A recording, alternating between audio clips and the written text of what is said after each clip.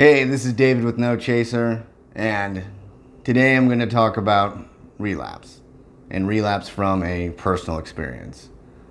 After well over a year, I have relapsed. Now, you might be thinking, well, for having relapsed and completely destroyed his life, he doesn't look that bad. Well, I must say that I am a little over a month sober now, and part of me was like, why even continue doing this?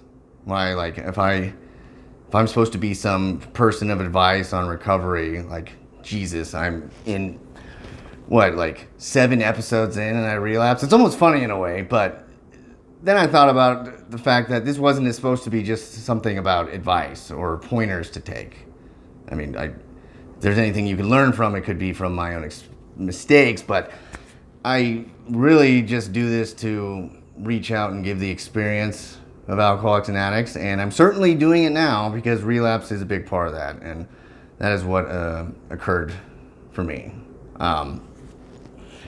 The biggest question is, how does it happen? And it'd be nice to give some singular answer or some big reason, some external event in my life, but at least in my experiences, relapses don't occur in one big wave of things crushing you. It occurs just a little over time, just drip, kind of erodes you. And that's kind of where I was at. I was going through my days and, I was feeling a little bit complacent and tired more than I normally was. And just kind of a little mild sort of depression. I certainly thought to myself, I've been through worse. And I just kind of let it keep going over day after day. And the big thing was, and this was truly astonishing for me as someone who never had any sort of long-term recovery time before, was that I didn't really have any urges to drink. I was just not feeling very great about myself. And I there wasn't really one specific thing. Things were certainly going in my favor, and I was moving forward with my life, and just kind of a sort of malaise of, I don't know, a mixture of a sort of boredom and lack of interest combined with a certain melancholy. And I can't even, the problem was that it was just such a hum of a problem. It wasn't a loud alert going off. It was just kind of a steady decline. And because it was almost so incremental, I didn't really see it. I mean, I take that back. There were signs and I was starting to notice it, things like isolating a little bit more or just being dejected more often than I normally would be. I mean, I soberly, I still struggle with depression. So I just thought this is one of those things you'll just deal with and get through. And in all intents and purposes, I was still doing all the things recovery related. I was still going to meetings. I was still interacting with people. And somehow over time, being around people, especially in recovery, and still not feeling well almost made things worse. It was almost a sort of, when you feel alone in a room full of people, it actually exacerbates that loneliness that you have. But, it was just something that was never like threat level 10. Like I said, alarms going off. It was just, over time, I just thought this will be a wave, a seasonal type of thing that will pass. And again, one of the big things I was actually even grateful for during the time was that I was like, I don't really have like urges to drink like I normally would. Normally when this kind of comes over me, I start to think about it a little bit more, and then the thinking about it turns into visualizing and then fantasizing and then plan making and all those types of steps. I didn't really feel that overcome me. And I just, like I said, I wish there was something that I could definitely point to, but the thing was that I didn't really discuss too much just how my current state of being was, kind of how things were getting a little bit more out of hand with out of hand's almost too strong of a word. I was just kind of doing little habits of like overeating or napping when I didn't need to. I call them time travel naps. Maybe if like you don't feel great, you nap, you'll wake up, you'll feel better, which by the way, never works, but I'll keep trying it apparently. But, just these little things. So it never occurred to my mind enough to like call and reach out. And I don't even know what I would have said. Like, hey, I've just been feeling crummy. And someone on the other line would be like, oh, are you serious? Are you okay? And I would be like, oh, yeah, totally. I'm just feeling a little crummy and not right. I wasn't going to make that phone call because that seems silly to even bring up. Phone calls are supposed to be for like desperate times. And the decline wasn't in this sort of trajectory that was expected. I just would, lose interest in some of the things that I really enjoyed. And I didn't think that drinking was even on the menu or anything like that. And there was about 10 days before it where it first kind of popped into my mind, just for like a split second. And it was almost like this Trojan horse of like a depression that I thought I was dealing with. And then the door opens and all these thoughts of drinking came in. And the on the way to get the alcohol, I woke up that morning, and it was this thing where I had this fleeting thought in my mind where, like, okay, you're not going to drink today, but I feel like you're going to drink. And I don't know when it'll be, but I feel like you are. And I tried to shush those like thoughts away. I was like, yeah, whatever. And then I was just at work doing my normal thought, and it just popped in my mind so strongly that I was like, I think you're going to drink today. And again, all the flood of like reasoning and logic not to was just like, no, David, things are going like well, and you're like, you've build up all this trust with your significant other and your family, and you've never made it this long. Just keep it going. This is so ridiculous. But it was just this nonstop idea that I was just going to do it. And I felt, even though I hadn't even drank yet, I felt like it was too late. I felt like the battle was lost and my mind had already taken over. And I know it was this whole day that played out where I know I could have just picked up the phone. I even have some of these pills that is called Antabuse, where if you take it and you drink, it will make you like violently ill. And I thought about, when I got home, and I like knew that the pills were still in the cabinet. I was like, just take it, sabotage yourself, do it. And I just sat there, and I was just kind of paralyzed with this thought. And the same thing I've even done a video about, a craving.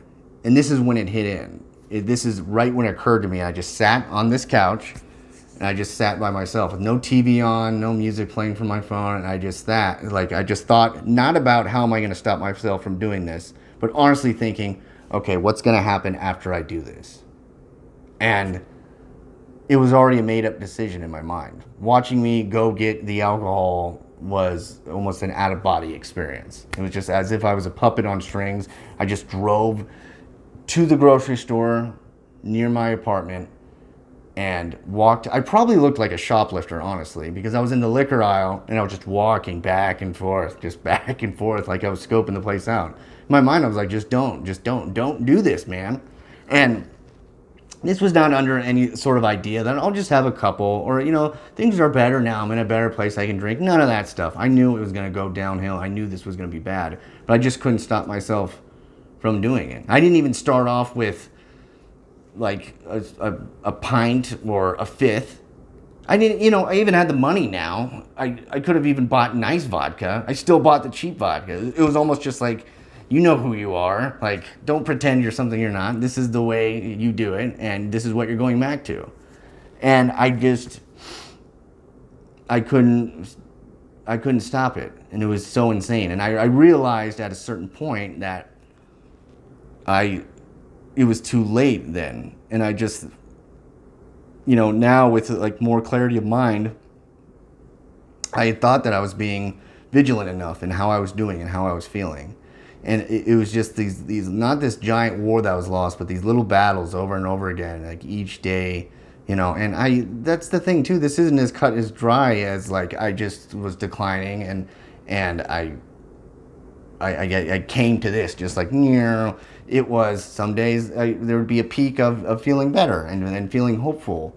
And it was just too many steps backwards with only a few steps forward. And it was just, in the grand scheme of things, I can try to retroactively put on a narrative of how this all occurred. But even to this day right now, I still don't fully know. As I got help in treatment, which I will explain probably in another episode, I'm still a little bit baffled by it, and it's still kind of terrifying. And so I thought to myself, are you really going to start doing these videos again? I've gotten some feedback that has been awesome, and some personal feedback too. And I felt so awful. I'm like, here, just fraud. You're going to talk about like recovery and trying to find well-being, and you're just a complete mess.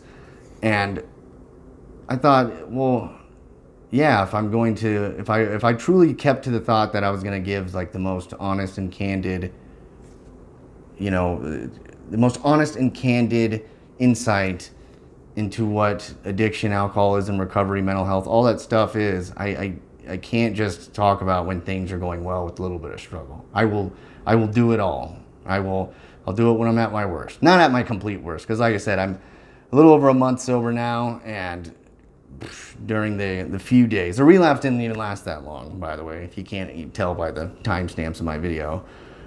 It was about a week, but I sure caught up a lot. At about day 3 of drinking, I got pancreatitis and went to the hospital.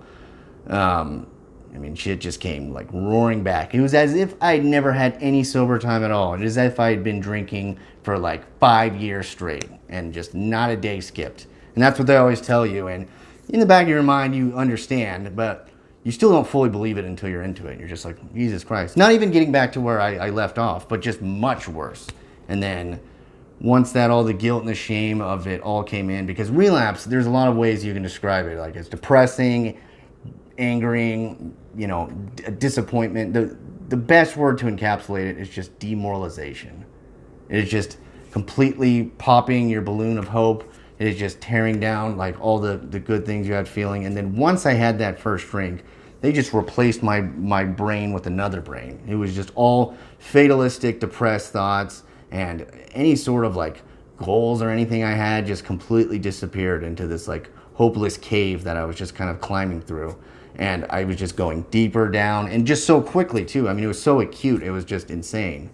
And so it took some intervention to get me back sober, because once it's not that long ago, but it's so crazy to think of how my mind was in that like week of relapse. There was a couple days of relapse, then a few days of sobriety, and mainly just going through withdrawals, and then started drinking again. Yes, even after the hospital, it was just in a total crazy state of mind. And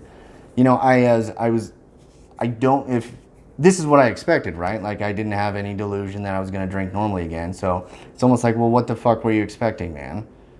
And honestly, I don't know. I don't know if I could tell you. I really wasn't expecting anything. There was just an apathy that came over during the days leading up to it. And once that came over me, and then I was at this vulnerable place, once the thoughts and the cravings came in, it was too vulnerable to save. Like basically, once I was at DEFCON 9, there was no going back. There was no talking me down from the ledge. And so, I got plenty of more experiences that came with this whole episode in my life. I'm starting anew. I'm kind of, back in the beginning of things, but I also don't want to think of like the time I had and the progress I made from being sober is just all wasted. Like this was a complete waste. I've lost some things, like, a relationship in my life, and, trust, and, especially because I never had any sort of long-term sobriety before. And then a relapse after this is almost, it's even worse somehow than not having any at all in some respects. Not really, but it feels that way. And so, getting back on track, and I'm trying to give the experience of it as I'm going through it. So, yes, I'm back to making videos for the 5 people that watch this. It's almost feeling like it's just a video diary for myself, but if you're watching, I hope you can get any insight or just any comfort in the experience that I bring to the table.